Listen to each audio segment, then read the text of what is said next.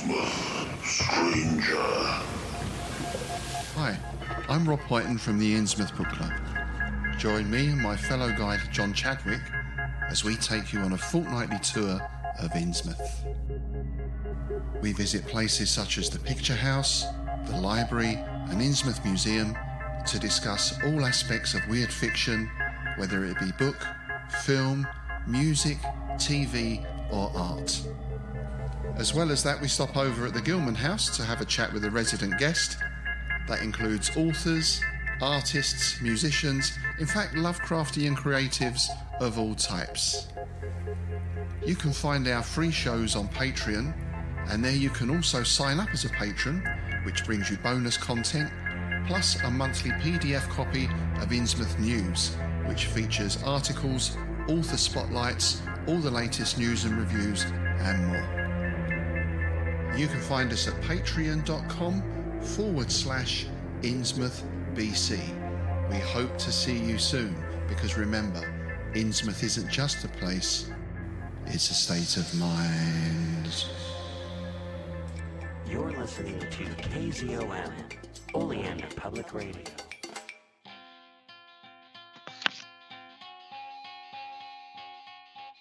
Welcome to People's Guide to the Cthulhu Mythos. I should say recording. There we go.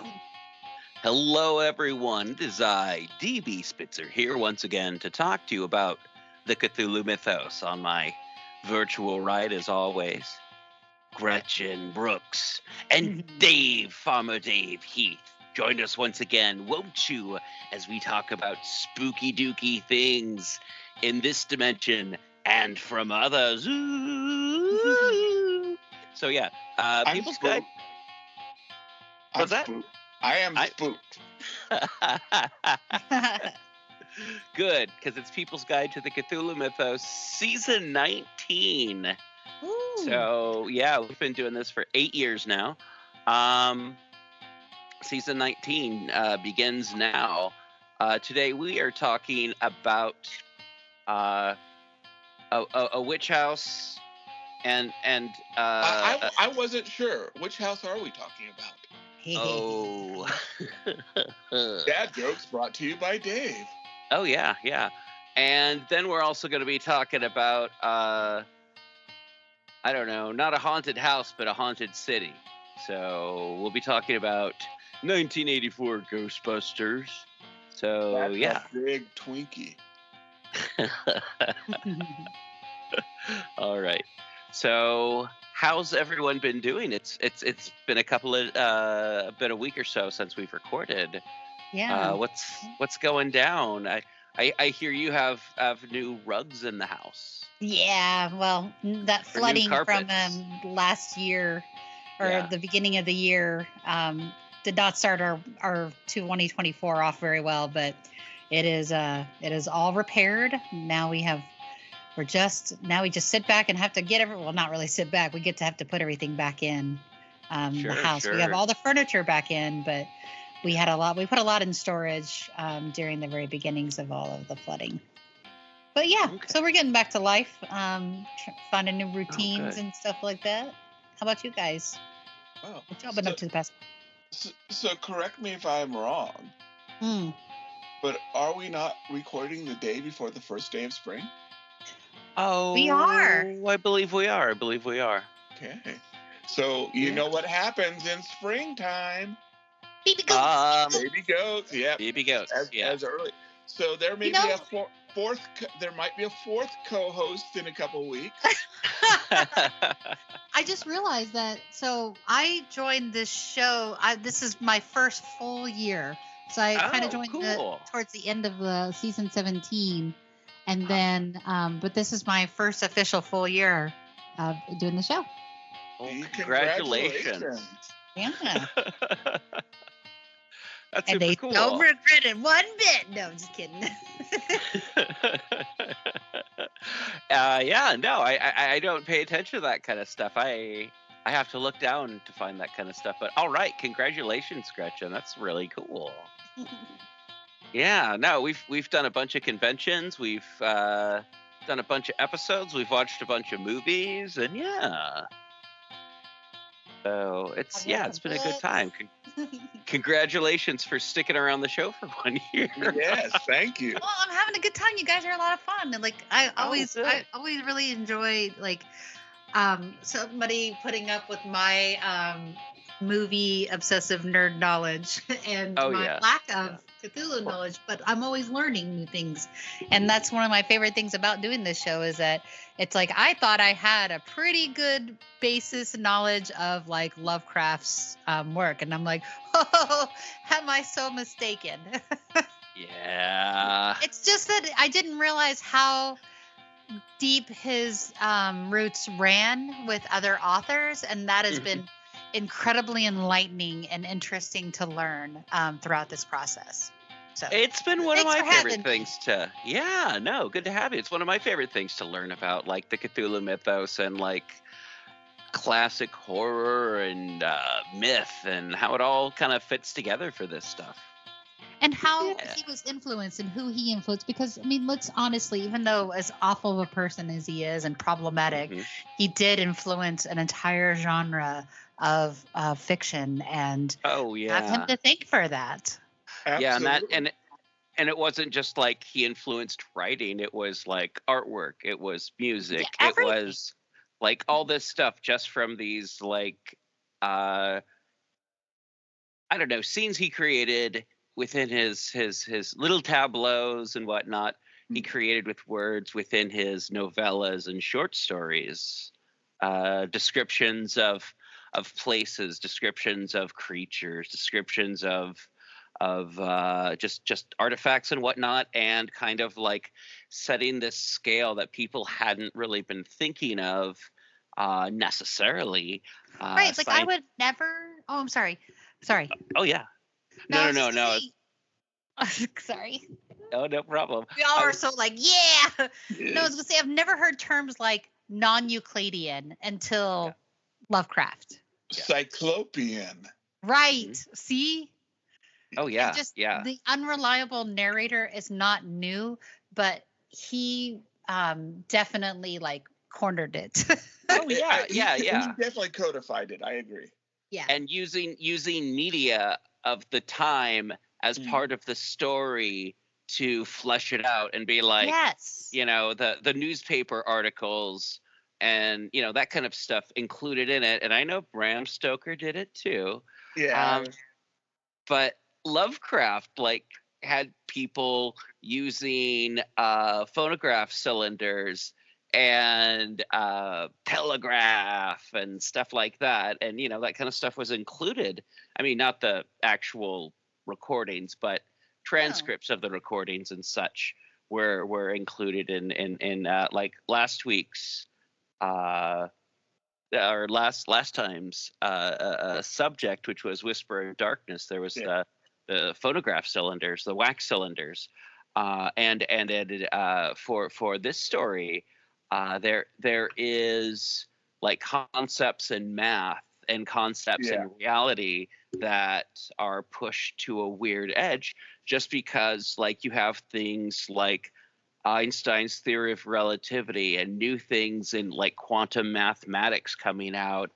And that's something that Lovecraft was able to do, is synthesize like these old folklore that he grew up reading and hearing about from his grandfather, and like the science stories that he read, and then the other pulp fiction writers that he knew, and just kind of like smashing it together with bits of Poe and Lord Dunsany, and you get, you know, your Lovecraft cycle. You get your Cthulhu mythos, you get your dream cycle, but you get this stuff that is very, very much Lovecraftian. And you know, it doesn't necessarily mean tentacles, but it does mean kind of like, oh, I'm a kindly New England man who's you know, doing something, and oh no, I'm in trouble, it's crazy, I should never have left. Yeah. And then, you know, sometimes they make it through. Anyhow. Yes, and definitely too, this story, and for those who have not caught on or read the thumbs, you know, nail, this story, Dreams of the Witch House, is very much influenced by Einstein. Yes. Yes. And so yes, we'll continue. But there's some. I thought of some things about that. Go for it. So Lovecraft, for lack of a better word, describes hyperspace. Yeah. And so he's taking some of the things that, by this time, I guess, general and specific theory of relativity have been out for like 30 years. So he takes some very sort of advanced Einsteinian ideas, which he probably did not understand himself. Yeah. And then he mixes them, though, in other stories. He uses the old concept that space is not a vacuum, but ether. So he some of his stories have this idea of another dimension. Yeah. Math is magic, hyperspace. And then he sort of blends it with, and there's this thing in space that allows these bugs to fly. Yeah. Now, Lovecraft very much wanted to be an astronomer. Yes. And he did not become an astronomer because, like me, his math sucked. Yeah. That, and also he was very sick in high school because he wanted to go to Brown University, and he couldn't because of the illness, and he couldn't really study astronomy because he was terrible at math. Yeah. Like me. Yes. I've talked about this with Lovecraft in the past, but I've been a lot less kinder than you have, Dave. Okay. Lovecraft, you dummy, you're bad at math. No. Yes. But no, very true. There's a lot of people do not like this particular story. You know who did not like this story? Derleth. August Derleth did. I love this one. So, yeah, and Derleth is a huge fanboy. I like it too, but I like Lovecraft because he's the idea guys. Yeah. I'm not. Part of it's my ADD, all that, but I like Lovecraft's ideas more than his writing. Yeah. No, I would have to say one of my favorite things Lovecraft has ever written is his idea book, his commonplace book. I can't remember what it's called. Commonplace book. Yeah. Yeah, no, and that's one of my favorite things that he's ever written, because the fact that it's just kind of like ideas that he's like, what if bugs came out of someone's face? That's not one of his. That's more like John Carpenter, but or Stephen King's what if there was a troll under that bridge? But yeah. Yeah. But one person who did like it. Yes. Farnsworth Wright. Oh. Who normally hates everything. In fact, he approached Lovecraft of making this into a radio drama. Ooh. And Lovecraft agreed. He did not like the idea.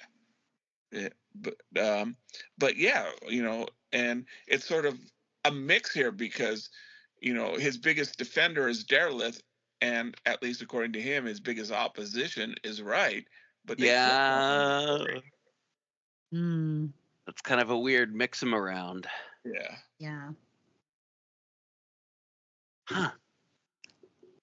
Crazy stuff. Yeah. I've seen so many short films dedicated to this particular story. Yeah. With the Dreams in the Witch House. I mean, we're getting into it, right? Yeah. I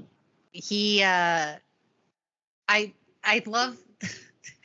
I think what I like about this is that because it's so not like his other things. Yeah. That might be why I find this story so fun. I don't like some of the shifting deeper if you're like, oh, that might be a racist comment, but like with Brown Jenkins and all, but I beyond that, those motifs, I'm more like another throwaway bunch of characters that. One of the things I've always kind of cracked me up about Lovecraft's work is so sometimes he reuses characters and you're like, oh, wait, it's like almost like an Easter egg, right? And it's this character is in this, and this story, and also other people's work. But in this one, he definitely uses a bunch of throwaway characters that we never hear from or see from again. Yeah. But I want to know more, right? Like I'm drawn to the knowledge about Kezia Mason. I can't remember how's her name pronounced. I've always said Kezia Mason. Kezia?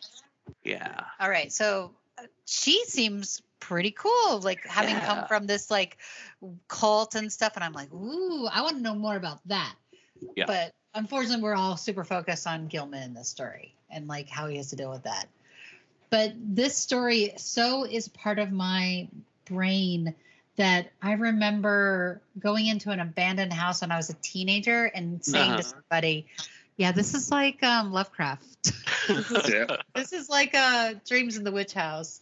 Like the walls are half like rounded, but they're not. Some of them are straight because of the warping from the weather. But it was like it definitely, like immediately, my brain went to this story. I lived in that house.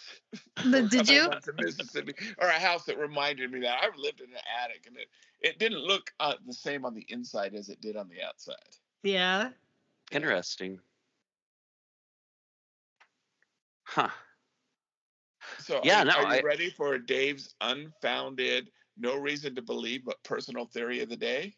Go for it. Sure. Kezia Mason is based on the Bell Witch. Oh, I assumed something like that. Sure. Yeah. So Lovecraft would definitely had access to the. I've never seen him write or say anything like that, but I see a lot of parallels. Lovecraft would have known that story, and a year later, another sort of popular book comes out about the Bell Witch, so there's a market for it at the time. Yeah. No, and there's a fair amount of New England folklore that would kind of even just go into this, and where the character Gilman is from is Haverhill, Massachusetts, which has a history of like having a big oak tree known as the Worshipping Oak. That everyone used as a church. There was like all kinds of like woolen mill tycoons, and there was like, oh man, let me go through this stuff. A number of women from Haverhill were accused of witchcraft and were found guilty.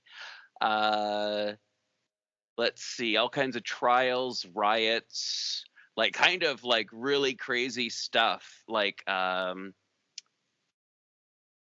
raids from colonial troops and Native Americans. There was like a lot of violent stuff that happened. And hey, Cotton Mather went there at some point in time. Wow.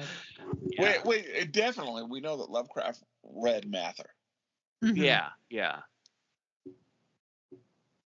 Then there was like influenza. I mean, this is the kind of town that like, if you read its history in like a book or a video game, you'd know that it's like, oh man, this place is haunted. This place is so haunted.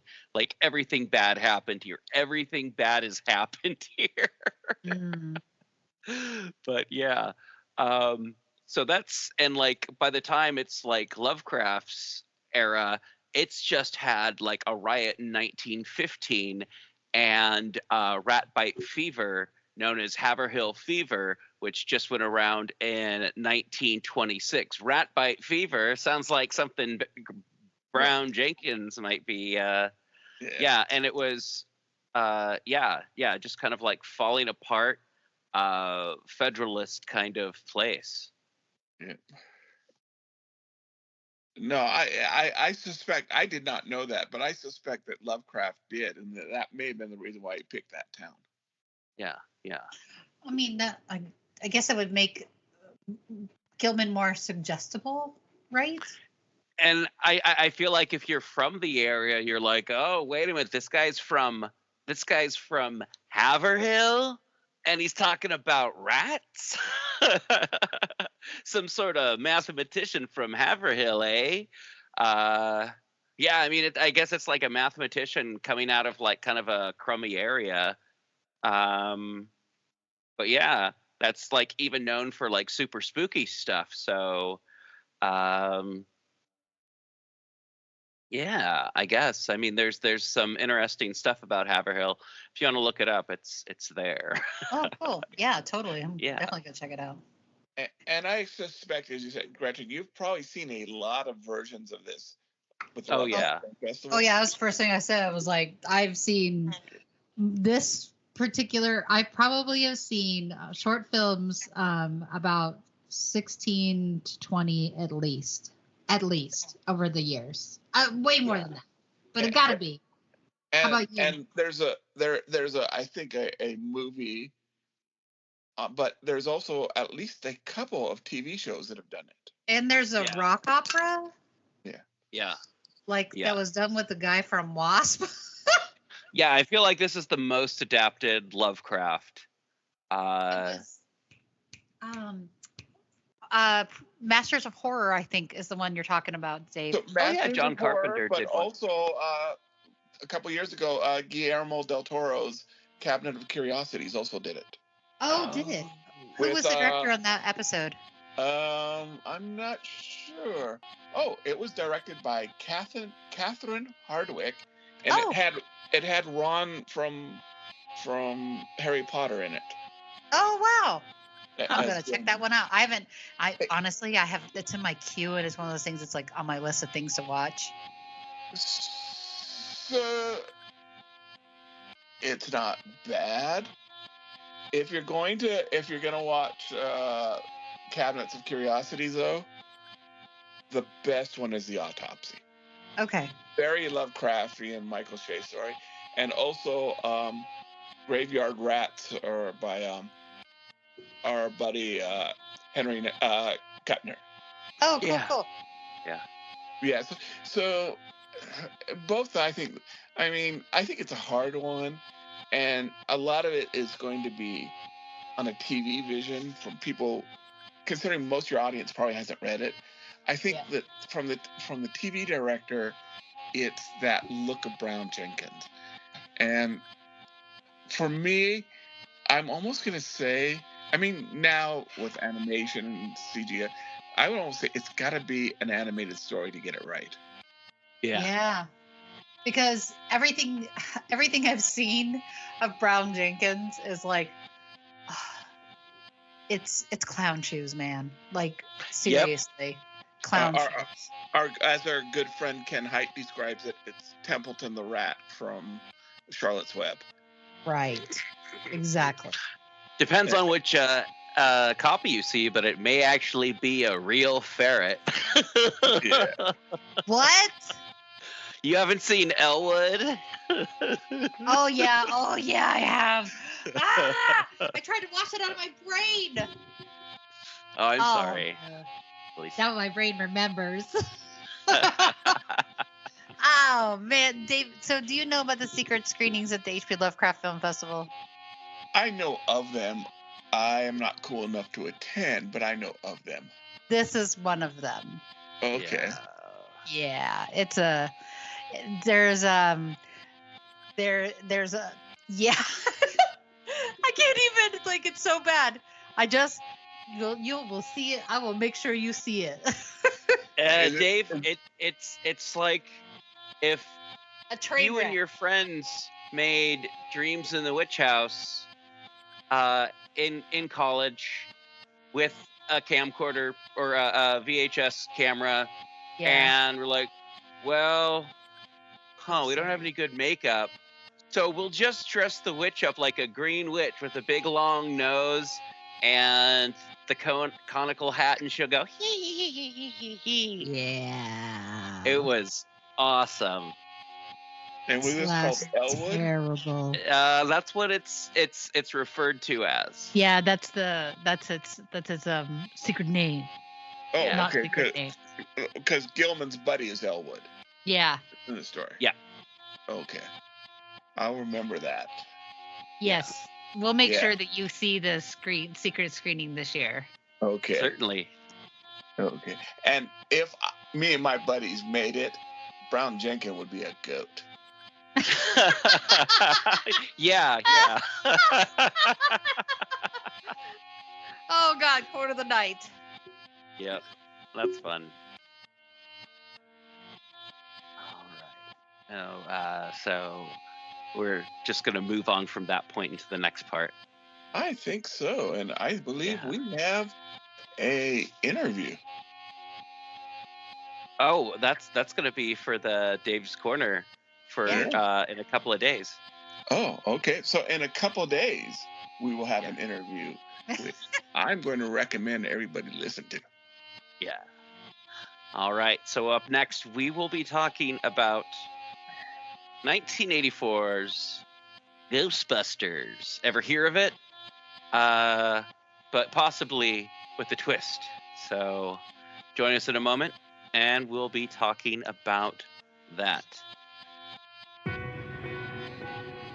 In Legacy Door, a lurker from space casts a shadow over time.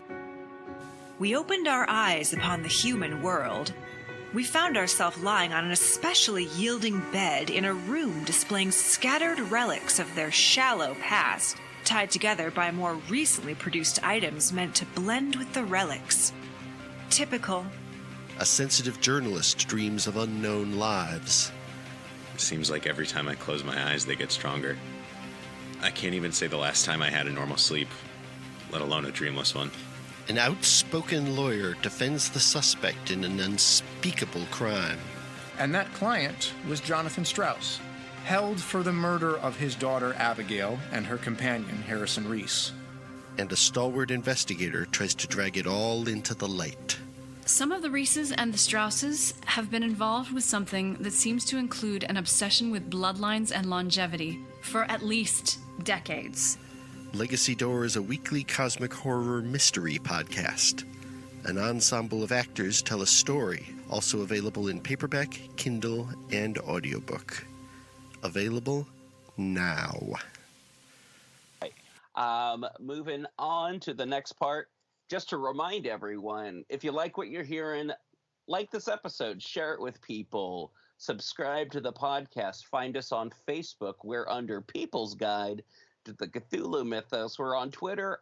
I don't really check Twitter, so it's just kind of the automatic feed if you just want to listen to us on Twitter for some reason. You can find us on any place, any podcatchers that are out there. Of course, Facebook, Instagram, and of course, the YouTube, where this episode will be. And, yeah. Hey, everyone. I have some bad news. Oh, man, am I bummed out? My super fancy, expensive printer is down. Which means, you know, I can't print as much stuff. But what's really cool is my inexpensive ANYCUBIC printers are going away, and the replacement parts are fairly inexpensive. My big fancy one, I have to wait 2 weeks for them to send me a part. I'm not going to give them any advertising because they don't make my life easy. ANYCUBIC, though, does. So you could like buy stuff for their printers that's not necessarily from them. I think you should, though, because you know it's not just some knockoff piece. Anyhow, ANYCUBIC, go to the show notes, click on the 3D printer stuff, get yourself an ANYCUBIC with a discount from us at pgttcm.com. And remember, pgttcm.com on Facebook, on Instagram, on Facebook, and YouTube. We're not doing Twitter, really, because I don't think anyone's doing Twitter or X or what you want to call it. But yeah. And I'm not cool enough to set up a Discord, and I don't think anyone set up a Reddit for us. If they did, I don't know about it. All right. Okay. So, okay, back to the show. This part of the show doesn't have a theme song. This part of the show doesn't have a theme song yet. Dave and DB and Gretchen go to the movies. Hopefully next week we'll have a real theme song. Yeah. Hey everyone, we are talking about Ghostbusters this week, 1984's Ghostbusters, and I made a request. I don't know if anyone did it, but something that I requested is that this is something I've talked about on panels and written about in the past, is watching Ghostbusters but you turn the saturation on your TV down so it's black and white, and then you switch the language to another language and put on English subtitles so that you're reading Ghostbusters in English while listening to it in like French or German or Spanish or whatever's available to you. Did either of you do that second part? I failed on the saturation magic saving throw. Sure. So what I did instead, I tried to watch it with like a different perspective and kind of have my mind's eye of that, but I failed on the technological part. Not a problem. So I did do mine in black and white, and I watched it in Japanese for a little while, and then I tried to watch it in German for a little while, and the German was really painful to my ears.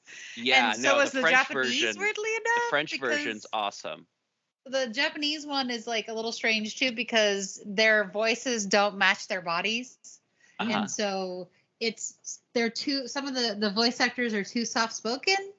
And so I was like, nope, I can't do this. So I just watched it in black and white for the rest of the movie. Probably about like the point where we get to the firehouse on. I watched it in English, but it was in black and white, and it was kind of cool.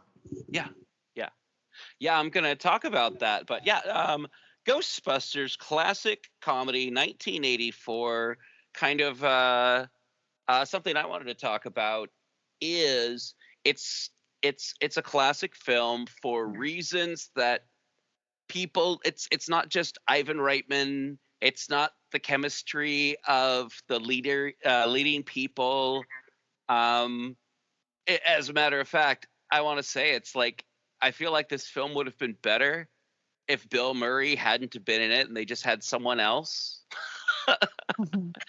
Bill Murray's great, but he detracts from the story. I mean, this is a device for Bill Murray to be awful, but I mean, to be a smarmy jerk.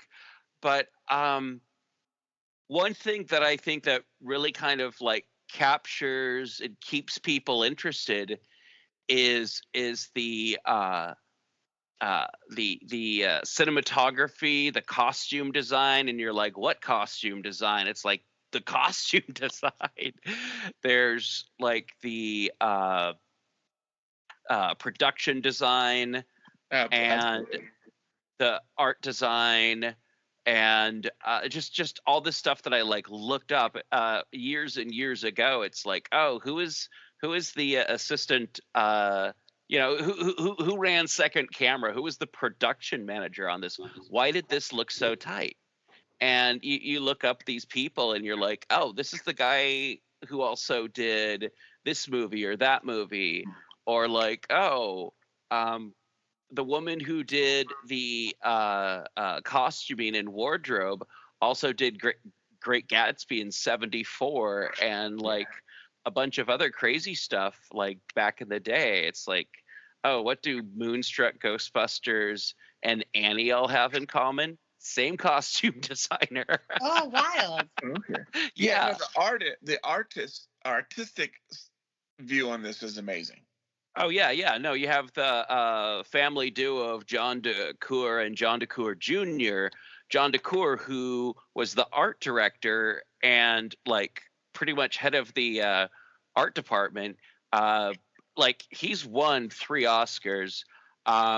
He's known for The King and I, Cleopatra, Hello, Dolly, and Ghostbusters. Those are, it's like, I think if you go all the way down to his stuff, it's like his stuff goes all the way back to the 40s. The prop master, I think his name, if you go all the way down to his stuff, like wrong person. But there's people who were involved in the Wizard of Oz that were involved in Ghostbusters for like design and matte paintings and props and just I feel like I just keep saying the stuff, the people who were involved and everything. It was kind of the end for a lot of people in their careers, and other people it was the midpoint, and other people it was just the beginning. Yeah. But I feel like a lot of people learned old Hollywood, and people learned like the new, what was going on then, and then you have all these new people learning from these other people, and it's movies like Top Gun, but it's also movies like Elvira, Mistress of the Dark, that share some of the same people. Yeah. And it's like movies that you go, I always really liked that movie. And it's like, why don't, like cult films and stuff like that just happen to have like, a couple of people who are also in really good movies. And then you go, oh, well, I guess that's why, something has a really cool kind of feel to it, or like has this feel of this other movie, because they ended up using the same costumes from this movie to that movie. Anyhow, but yeah, that's the first thing I wanted to talk about with Ghostbusters. The second thing I wanted to talk about, though, is when you strip away like the perceived personalities of the Ghostbusters based off their actors. When you put it into a different language and you're having to like pay more attention to the words instead of how Bill Murray says it, like Bill Murray's dialogue, because like Bill Murray didn't really care about the dialogue. He just wanted to do cocaine. And I feel like it shows at times, but that's me. And that's my opinion. For me, it's all about Dan Aykroyd and Harold Ramis. Harold Ramis. I was about to say Ivan Reitman, but no, Harold Ramis, that really kind of carry that believability, and then like throw that believability at Ernie Hudson, who then is like, oh, this shit's crazy. Whoa, I can't believe this. And then you have this air of believability, and everyone's kind of like part of it. Ow, oof, I just banged my elbow, gesticulating with my hands about believability. Anyhow, but yeah, no, it's like one of these perfect films, which people say, but I'm like, well, there's this little part right around the jail, or like after the, like right before they go to jail, that's a little bit leggy, but that's, yeah. I mean, this is one of my comfort movies, man. Like, I put this thing on in the background oftentimes. Yeah. When I was a kid, I would quote every single line from it. Oh, sure. I've read the book. I own Tobin's Spirit Guide. Like, I love this movie. Oh yeah, no. The mythology that is just so like that you just get like a small peek at, Yes. that later becomes like this book is it's so incredible. Like, it's so Lovecraftian. There's all kinds of different influences, like Sumerian and like Babylonian influences. It's such a like a rich, like woven storyline, and that's what I loved about this movie, and like the movies later to come. All of them, I loved all of them. I know that some people hate 2016, but I loved all of them.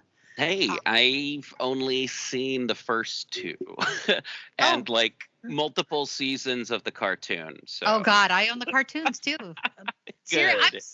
Good. I believe you. I am like, I would wear my Ghostbusters t-shirt. Just saying. No, I don't own a Ghostbusters t-shirt, but my kid did. But yeah, it's this.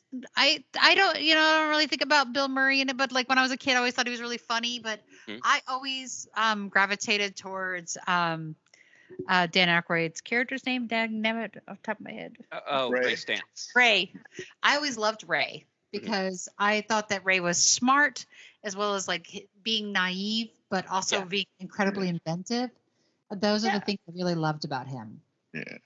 And Egon was always a love interest. Just saying, he was cute. Like, Need made him even cuter. Yeah.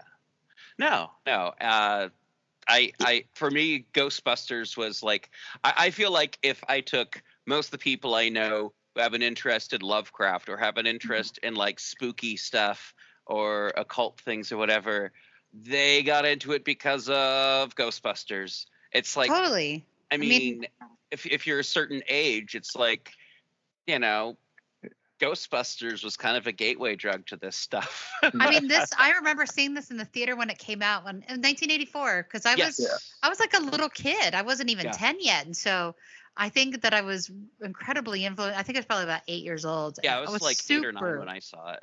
Yeah. Super influenced by this. I wanted to be a Ghostbuster so damn bad. Oh, totally. Man. Totally. But oftentimes I would be playing with kids and they'd be like, "No, you're a girl. You got to be like answering the phones like Janine." I'm like, "No." Hey, she became a Ghostbuster in the cartoon though. She did. Was pretty way later, awesome. But just saying, like, yeah. When 2016 came out, I was like, "Hell yeah, girls can be Ghostbusters." Yeah. So I thought like in the first couple weeks it came out, I was in high school. Mm-hmm. And it's the only movie that I can think of off the top of my head that my mother took us to see twice. Oh, wow. And we were at it was, I mean, obviously a big thing, but I don't think we realized how big a thing it was, because the next week we were going to go to see my cousins. And that's all my sister and I were talking about was this movie. Mm-hmm. My cousins lived in San Diego, and my mom says, "So you got to stop talking about this when we go to San Diego, because your cousins won't know anything, and then when they see it, they'll spoil it." Well, no, my cousins saw it too. So all four of us, spent the whole weekend just talking about this movie. It's also the first movie I ever heard somebody cussing. Like where I was like, "Oh, I'm allowed to say kick ass." Because it's like we came, we saw, we kicked its ass. Yeah. No. There's so many great quotes from this film. I mean, like literally, like everything. I think for Halloween this year, not to give my Halloween costume away, but I think Gabe and I are gonna do Zool, and we're gonna do the Gatekeeper and Keymaster. Oh, nice. Oh, is it its 30th anniversary? No way. That movie is how old? 40. Old. 40, unless my math has failed me. Yeah, it's 40. It's 40 like Lovecraft, I can't do math. Me too. Well, that makes me think, going back to our first thing, just like Lovecraft can't do math, maybe Walter Gilman was an inspirational hero for Lovecraft. Because he was so bad at math. Well, Gilman also got to read a lot of books, though, that Lovecraft would have loved to have read. Oh, totally.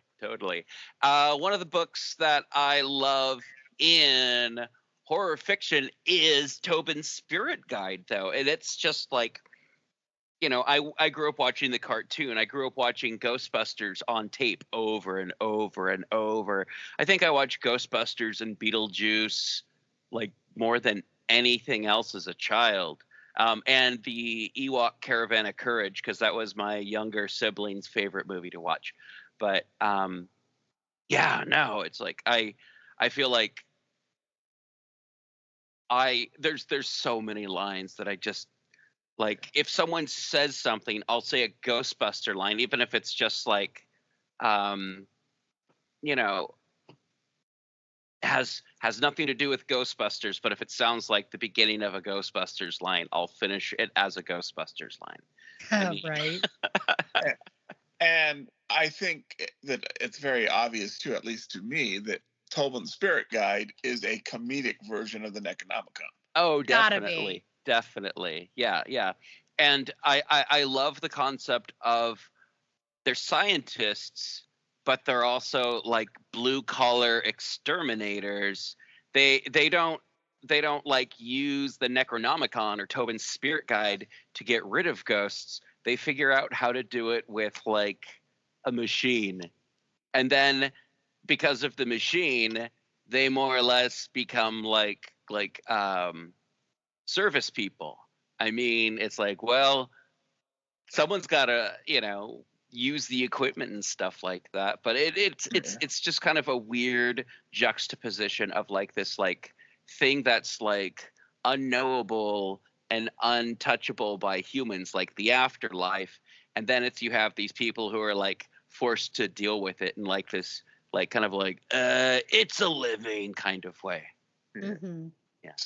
So the Lovecraft story that this was when I saw this movie first and then read the Lovecraft story. Sure. It reminds me of is the evil clergyman, because the narrator in the evil clergyman is basically finding a ghost with an ultraviolet flashlight. Okay. And so I've always wondered if there was a connection or if that was just coincidence. Oh yeah, I mean, Dan Aykroyd has, thanks to his love of the bizarre and belief in the occult. I know that guy read pulp horror, read weird fiction, read all this stuff, and no, that would not surprise me whatsoever. And it's like something to talk about is the original concept of the Ghostbusters was that it took place in the future with like flying cars, and the Ghostbusters were just like schlubby blue collar. They weren't even scientists. They were just like exterminators of ghosts. Here we are, exterminating some ghosts, and hijinks ensue. Almost. It sounded almost like I don't know, like Jetsons meets Lovecraft. Meets I don't know where I'm going with that last part, but yeah, no, it just seemed like such a kind of like, it was like a totally different thing. And Ivan Reitman and Harold Ramis are like, no one's gonna make that movie. Reel it in. And then they showed it around, and everyone's like, yep, reel it in. Make it smaller, make it easier to do, make it so that we could film it. So yeah, a couple people got in on it, wrote some stuff. It's credited to Dan Aykroyd, Ivan Reitman, and Rick Moranis. Yeah. Who, if you don't know, doesn't act anymore and is a singer. So yeah. Who doesn't act anymore? Rick Moranis. Oh, really? Oh, yeah. He also suffered a terrible injury. Yeah. He was like attacked or something. He was attacked on the street. That's terrible. That's apparently really the person did not recognize him either. It was just a random violence. Yeah. Oh, geez. Yeah. As far as I know, he did recover though. Yeah. Good. Yeah. I think it was like during COVID, right? Or right before. Yeah. I just remember hearing about it. Poor guy. Yeah. But yeah, I mean, there are some deeper things about this film. I mean, one of them being like that it's obviously a satire about like kind of a Reaganomics view of like academia versus politics kind of thing. Because you see like a lot of it because he's like the nemesis as the bad guy is the EPA. Yeah. You're like, Yeah. Whoops. Yeah. The bad guys are the EPA and the bank and the people in charge who won't let them just goof off. The system. The system. Oh, man. And I would say, if Annie Potts is the 5th Ghostbuster, and I will go to that in a moment, then the 6th Ghostbuster is the city of New York. This is a movie that really, it's genus loci, where it makes the setting a character. Oh, yeah. And I think it does very well. The city itself is a character. Yeah, no. And it's just so, I mean, I've never lived in New York. I've visited New York briefly in like the late 90s, but seeing 80s New York and like old Coke ads and stuff, just everything that's on there. And it's, it's like, oh, yeah, this is when Coca-Cola owned Columbia House or Columbia Pictures, but yeah. And I saw a picture recently of a 20-something Annie Potts on the hood of a Corvette with Mark Hamill. Oh, Corvette Summer. Yes, that was the most beautiful couple on a car than I have ever seen in my life. Right. Yeah, she's teeny tiny too back then. My goodness, she's a teeny tiny lady, like in general. Mm-hmm. She's very petite. Wasn't she on Designing Women? Yes. Yeah. Yeah, that's what I thought. It's been a minute since I've seen that show, so I remember some people. Everybody has Southern accents. We're all from, Georgia or something, Tennessee. Yeah. But yeah, so some other favorite characters would be like, I love Lewis. He is adorable. Mm-hmm. I love his little and apparently that scene where he's talking to the party, like he's at the party and he's talking about the salmon and stuff like that. That's all one scene improv'd. Oh, okay. Okay. Like he completely improv that entire scene. I just think about that scene like. He's like, yeah, and so the price of salmon, and like all of that was completely like ad-libbed. That is crazy. I don't invite friends. I invite tax write-offs. Yes. That's fun. So good. Yeah. And of course, we can't forget Sigourney Weaver and how amazing she was as Diana. Yeah, Diana Barrett. Dana Barrett. Yeah. And Zool. Yeah. Well, she's just wonderful. Yeah. No. She's can't. I've never seen her bad acting. So. Yeah. No. She does a great job. She does a really good job. I mean, everyone in this film does a really good job, but this is one of those films that it's like, it's like I think about it and it's like, well, is it a good film for Sigourney Weaver? Is it a bad film, Sigourney Weaver? And it's like, it's a Sigourney Weaver film. I think she's a lot more important than other characters in this movie are, and a lot more memorable than other characters in this film are actually. But yeah, no. And it's like one of those, it's like, oh, name 3 films that Sigourney Weaver's been in, and people are going to probably say Ghostbusters. As one totally. Of them. Yeah. And I think Alien, and then Aliens, or Gorillas in the Mist, or, Paul. Yeah. Paul. Yeah. Did I spoil it? No. Nope. That movie, like the one that's about, like, with Seth Rogen doing the voice of an alien? Yep. Okay, spoiler alert for those who've not seen it. Uh-huh. She's the big bad leader of the Men in Black. Oh, yeah, that's right. It's been a minute. Yeah. I just remember I had like Seth Rogen's laugh, like, it was like stoner laugh. I can't even do it. I sound like I'm burping. Sure. Oh, shoot. There's a couple movies where she plays the leader of a governmental organization. Yeah. Like in Avatar, isn't she one? Well, she's a scientist, but she's the big bad leader in House in the Woods. Oh, yeah. Oh, yeah. Yeah. I was just wondering, was there things about this movie for you guys Cabin in the Woods, I'm sorry, that stuck out like super big? Like for me, like as a little kid, I was obsessed with the idea of being able to like roast the marshmallow and like being in the cream of the marshmallow, because everybody's like, gets covered by Stay Puft Marshmallow Man. Yeah. I always thought that was really cool. And then do you remember the song that starts playing when all the ghosts escape? Oh, yeah. That creeped me the F out as a kid. But I also really liked it too. So it was kind of like those, like, how you see something that's scary, but you're like, I still got to watch it, or I got to see it. Like that's what I think this film had a lot of, especially being 8 years old. Okay. Yeah, no. Saw it when I was 8 as well. I just really like, I knew it was comedy in parts, but like I took it really seriously. Not Me like too. I believed in ghosts, but it's like, oh yeah, no. I mean, like we should totally listen to Egon on this, you guys. I mean, that's my opinion.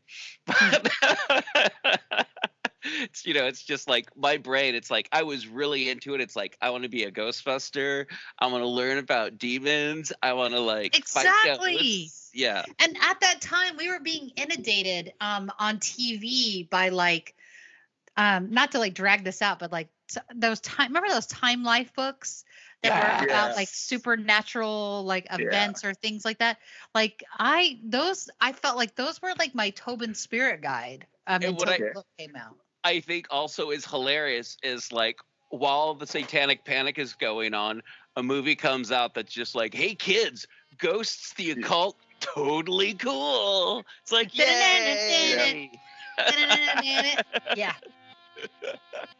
Wow. It's like, all right, if D&D didn't get you hooked on the occult or watching Thriller, this will. Yeah. You will be wearing black by the time you're 15, by sure. Present company included. Yep, same.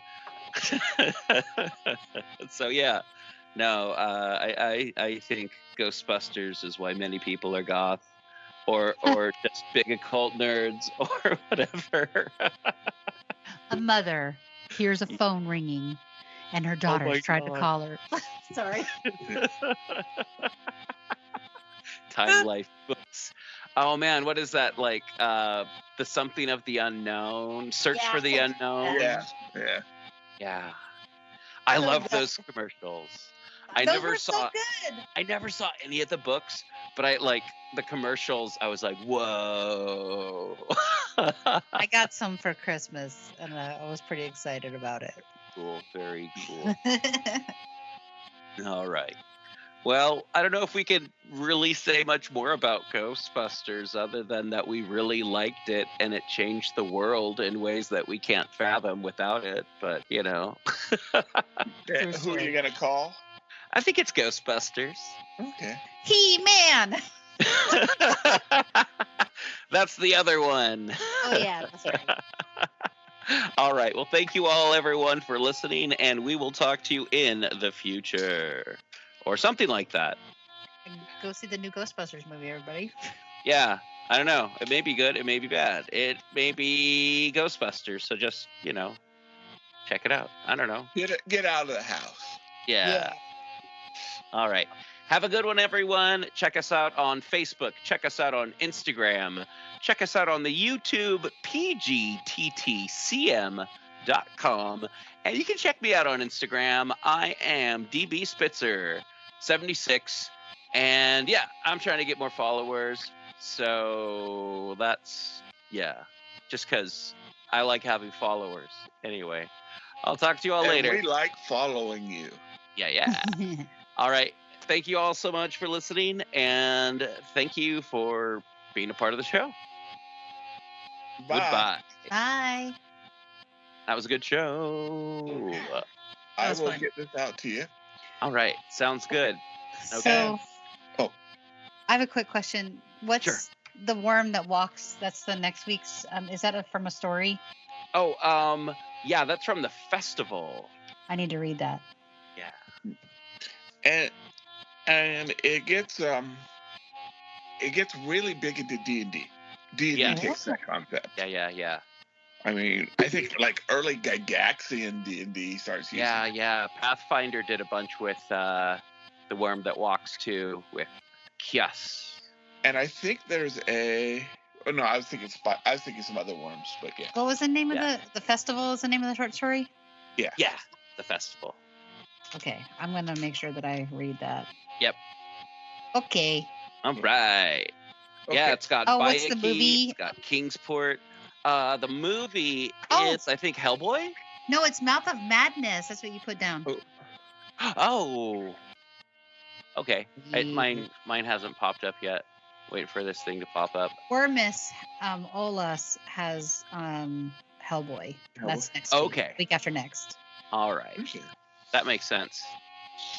All right. Worm that walks. Yeah, Worm that walks, Mouth of Madness.